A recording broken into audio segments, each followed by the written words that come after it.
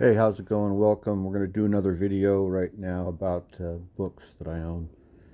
We're still on the same stack of books. Same stack. I removed the books that we looked at in the last video and placed them on an empty shelf in the hobby room. So that's good. This is the first book we're looking at that we haven't looked at yet that's over here in the stack. This is the Star Wars novelization. It says it's written by George Lucas. I got this. My mother gave me this right after the movie came out, or maybe the Christmas after the movie came out. I read it immediately, and I remember very little of this. So it doesn't stand out to me that this was a great book. I just remember liking it and devouring it because of the movie that I had just watched. It's got some pictures in here. Yeah, I don't remember much about it. I don't remember whether it's good or not. This is a collection of short stories that I think I picked up at a thrift store a long time ago. I haven't read yet. It looks good. I want to see what's in it. It's the Arbor House Treasury of Great Science Fiction Short Stories compiled by Robert Silverberg and Martin Greenberg. It's pretty thick. Yeah. All right, what do we have? It's dusty. Sorry about that. 15 creations in all, the brightest stars in the galaxy of science fiction.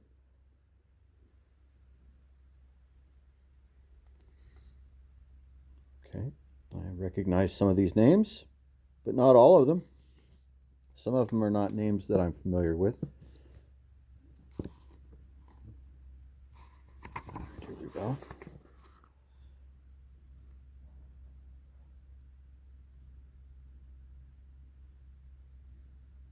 Golden Helix, Born with the Dead by Robert Silverberg, The Dead Past, The Road to the Sea, A Case of Coincidence. This looks interesting. Well, there's something by Jack Vance at the end, The Miracle Workers. Okay, sorry about that, party boy. Next book.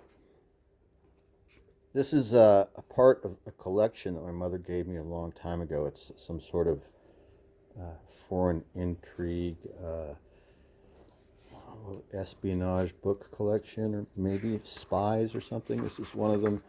It's Assignment in Brittany, 1942, by Helen McGinnis. I have not read this yet. It's in my collection. I have other books in this collection that she gave me.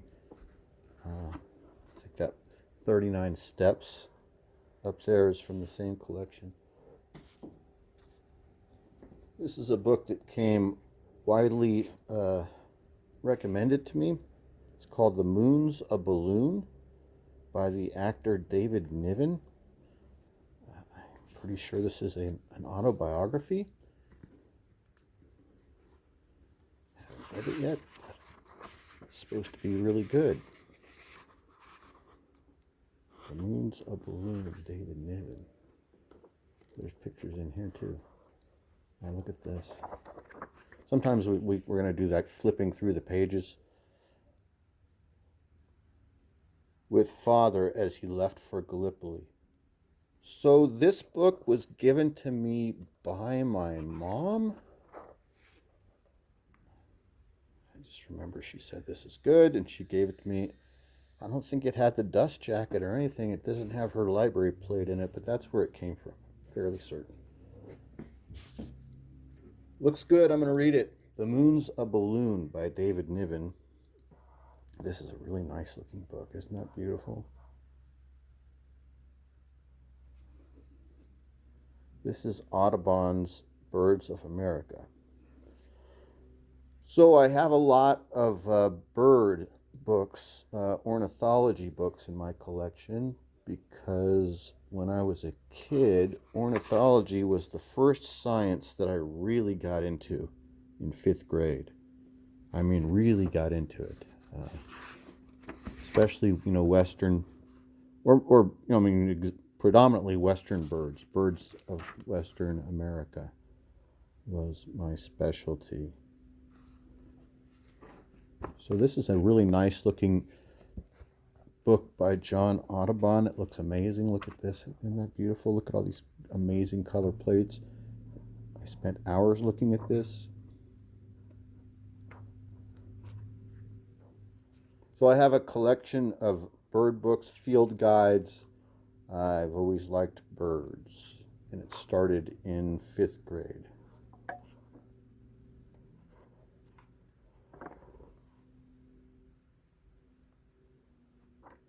Really into identifying birds and learning about birds,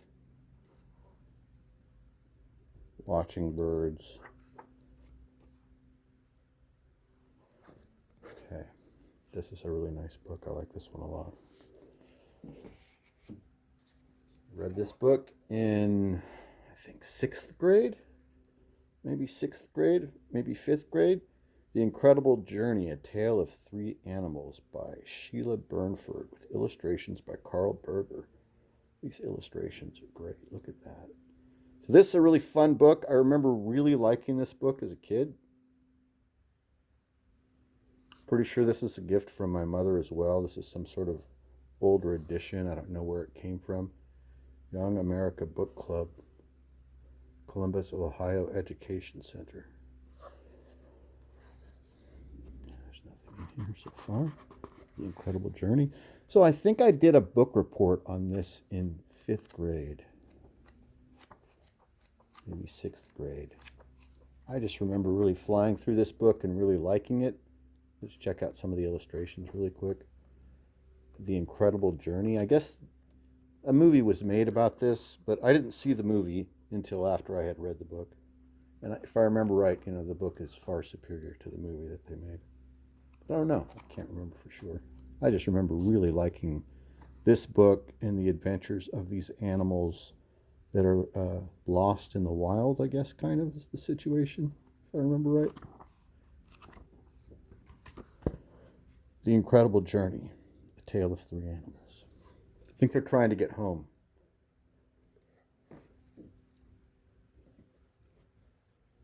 Here's Stuart Little by E.B. White. This is another book from childhood, but this isn't my original edition.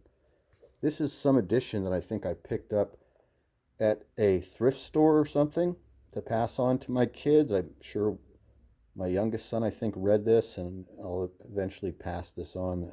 Some of these kids' books, or all of these kids' books. I have children and I have children with children, so I have grandchildren that can read all of these books that I've saved from my childhood. They're just not quite old enough. My oldest grandson is 5, so he's just getting close to the time that these books can start going his way. So this book I loved as a kid. Again, read this, devoured this cover to cover in about 4th or 5th grade, and I think 4th grade. And we might even have read this as a class in 4th grade. Remember when she would have you sit down after recess or something, after lunch, and there'd be like quiet time. Some kids would lay their heads down, I think, go to sleep, and she would read a chapter or two every day. So I think that might have been the thing first. And then I read it on my own once I got the book. I saw the movie years, they didn't make the movie until I was an adult, but the movie is not as good as the book, of course. This is a great book, Stuart Little by E.B. White. Great illustrations in there, too. I don't know if you saw them. I'm kind of off today on this camera. Here's another book that I haven't read. Wait a minute, I think I did read this. So I think I read this in paperback form, and then I think this came later. I think my mother gave me this after I have paperbacks of these. But I haven't read this particular version that she gave me. It's a really nice hardback with a dust cover on it. Here's Ian Fleming. A suspicious looking character. Creepy looking picture. I don't know if I would have greenlit this. I guess that's how they wanted people to see him. To visualize him. He's a weirdo. Let's take a look and see what's next. Move these Hardy Boys out of the way. Move that stack there. I can't remember. I think the older one is, no, the older, I can't remember who's Frank and who's Joe. Okay. Let's move Jet Jaguar over here. So you can see Jet Jaguar's head. If I can get him to stand, there we go. As we move on to the next book, which is up here, and it is a reference book. It's a psychology reference. It's a book called Extraordinary Popular Delusions and the Madness of Crowds by Charles Mackay. What a great cover. Look at this cover. So it's exactly what it says. Excuse me. So this is an early American psychology text, if I remember correctly. 1840s maybe, I think. I think it's the 1840s, and this early psychologist, scientist, sociologist Charles Mackay is talking about the Salem witch hunts, I think, a lot. Witch mania, the South Sea bubble, alchemy, the Crusades, fortune-telling, haunted houses, and tulipomania are some of the subjects covered in this book, which is given a contemporary perspective through the foreword or introduction. Okay, so it's a classic catalog. This is one of the earliest, like, psychiatric texts, I think. John Law. I don't know what the significance of his photograph or his etching is there. Here we go. No, it's not American. It's London. Okay, so maybe it was. Is it possible that it was published? I really thought this was an American text. I always thought it was American because of the thing about the witches, but I could be completely wrong about Charles Mackay. I need to reread this, and I've just read portions of this. 1841. So it's about exactly what the title says. It's about defining and understanding and identifying common popular delusions or extraordinary popular delusions, and the madness of crowds. Let's see. Which is interesting because it's a thing that we still deal with to this day. Well, obviously we do. The significance of the book. Okay, what is this? These are from my mother. There's two of these. There's Through the Looking Glass by Lewis Carroll. I read this when I was a kid, after I had seen the Disney movie. This is one of her copies. This was her in her library. Oh, that's a nice plate right there. These were creepy. They're always creepy. Even the Disney movie was a bit creepy. I would say yes. I'd say that it's there are undertones of that are unsettling undertones. There's adult themes woven into a childish fable. It's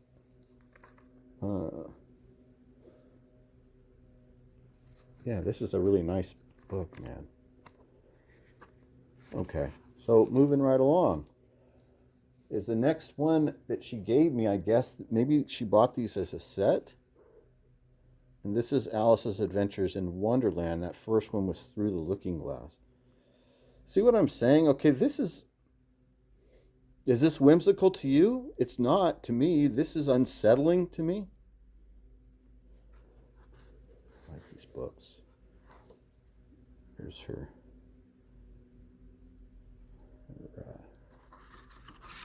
library plate.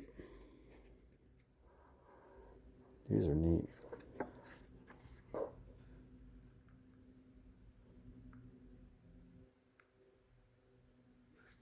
Yeah, I guess it's even more unsettling if you learn about Lewis Carroll and about who this girl was. And they've made a couple movies about that, I think.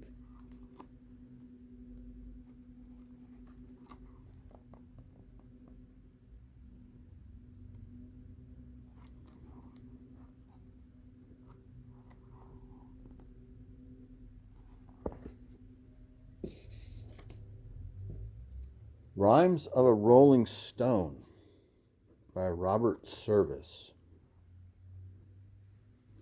This is another book that came from my mother that I haven't read, that I only imagine she gave to me for some certain reason. I don't know anything about this yet. Since there's no dust cover, I don't know what this is about. Let's see if we can figure it out. Rhymes of a Rolling Stone by Robert Service. I have no doubt at all the devil grins, as seas of ink I spatter. Ye gods, forgive my literary sins. The other kind don't matter. Are these poems? 1912. No, this is 1940. This edition is 1940, which means she would have been 18, I guess, when she bought this. It's like she read all of these poems and then she put check marks next to them. I think she probably put check marks next to the ones that she liked. And then the ones with 2 check marks are probably ones that she gives a higher rating. I'm just going to guess. That's what we're looking at here. I don't know whether all of these other ones... Oh, no. See, she liked her letter. But maybe she didn't care for all of these other ones. She was pretty discerning. Now I know where I get that from. Yeah, these are poems. She must have liked this. But she passed this on to me. I was never really into poetry, and I never wrote poetry, really. A little bit, maybe. But she gave me this, like, I don't know, probably in 1995 or something like that. So, I mean, well before I was doing any real writing or anything like that. So she just thought that I would like those poems in there, I guess. It was a book that she liked. So I'm glad I have it, and I'm going to read it eventually. Here's another book. This is national bestseller Hunter S. Thompson, Generation of Swine. It's Gonzo Papers, Volume 2, Tales of Shame and Degradation in the 80s. Okay, what's going on with this hat? Some sort of marina. Does it say San Francisco? Yeah, it is. It's the San Francisco Marina. I can't read what's underneath the bottom there, but maybe that's the yacht. The marina is the yacht club in San Francisco. It's a very wealthy neighborhood. When you say that you have a house in the marina, that is a very big house. Very wealthy neighborhood. Okay, let's see what we got going here. A Generation of Swine. I read portions of this. I thought that this was a Christmas gift, but I don't think it is. I think I just got this at a thrift store. And more than likely, these are articles, political articles that he wrote over the years. I can't remember. I just remember reading a lot of these. There's something in here about the Hellfire Club, 666 Pennsylvania Avenue. But I need to go through this and read all of this again. I like Hunter S. Thompson, and you probably do too. Or not. Maybe you don't like him.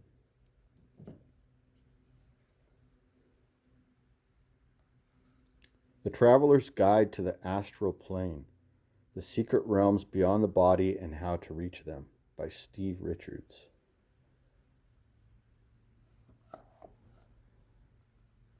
For thousands of years, men have believed that there is a world of reality and experience beyond the physical plane to which the subtle or astral body, freed from its prison of flesh, has access. Drawing on a fascinating... Subjects covered are suspended animation, near-death experiences, astral sex, heaven and hell, and astral meditation. Whew. I don't remember this. What's it say? Private property of the Office of the Divine Light Alliance. I don't know what that means. I'm pretty sure I got this. It says it's got some weird stuff up here, but I probably paid no more than $1 for this at some sort of thrift store. Is that what is this? The ancient Greek conception of the world of the dead. Levitation, invisibility. Okay. I don't remember reading this, though it's possible I read some of this.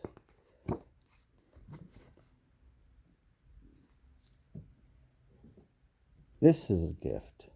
This was a gift. Boy, I think I got this at one point when I was in the Army right before a deployment. I remember having this inside of my rucksack or inside of a duffel bag for a while. It's the 50s. It's a compilation of 50s science fiction short stories. Look at this cover. It's really cool.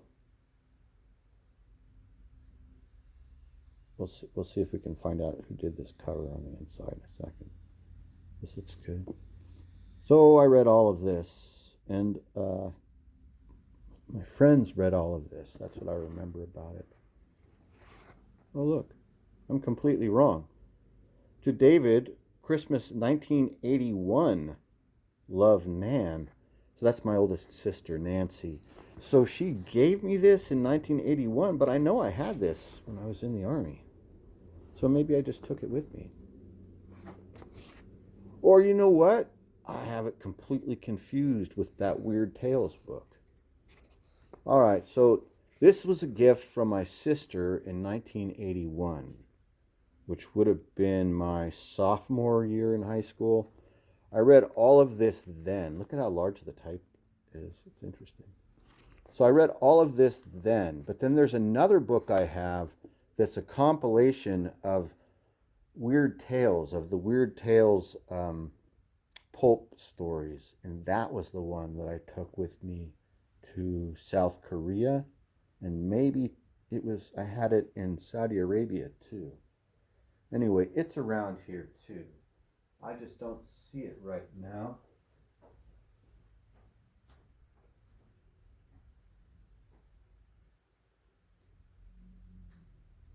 Here it is, look. So I found it, but in order to get to it, I had to get through these cavemen. Look at these cavemen that were in front of it. Look at this one.